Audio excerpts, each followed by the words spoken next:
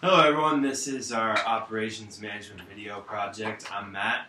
I'm Keenan. George. Adam. And today we are looking at Back Pocket Brewery, a local brewery here in Coralville, Iowa, looking at their operations process.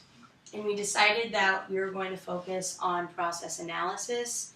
We think that the way the brewery works best represents every single step within a process analysis diagram. The reason process analysis is so important is because of business. Like Back Pocket, they have so many bottles and different types of alcohol going through their system that if one part of the process is messed up, that it will not only decrease the value of the product and the quality, but also the efficiency of the company. So you lose money and time. All right, we'll move into step one, where they keep their malt for each different type of beer. For a darker beer, they'll keep a darker malt, which is type of grain. And this is just the inventory, if you want to show the picture. As you can see, this is where the malt is kept.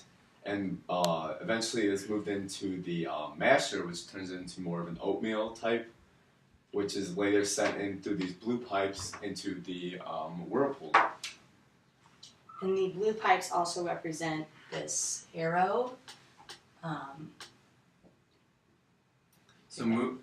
So moving on to the whirlpool, this is where the malt is mixed in with the water, and this can, depending on what type of beer, it can take up to 15 hours for the malt to mix in with the water and be able to ferment with the yeast as well to be able to start attaining that flavor that is desired for the right kind of beer.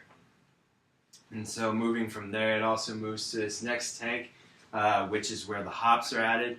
Along with the malt, the hops are a crucial part of how the beer gets its flavor. And then it moves to the cellar, which represents a triangle in the diagram because this is where all of the beer that has currently been processed and made is stored, and it can be stored for a few weeks to a few months, and it's basically stored there until they are ready to be transferred to the bottling process.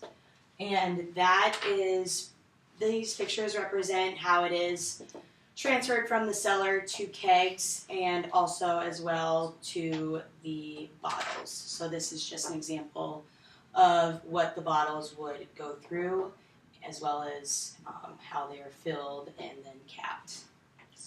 After all the bottles and the kegs are ready to go, they are put into the cooler, which is where all the finished products wait on pallets to be shipped to either local bars, grocery stores, distributors, anything like that.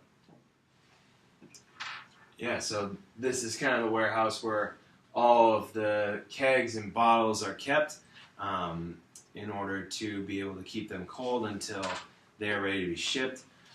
Not only are these shipped to local breweries, but Back Pocket also has a small restaurant in-house area where they serve their beers along with some other foods that they have there.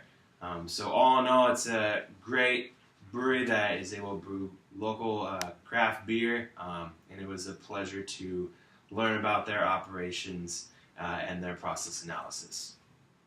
Thank you.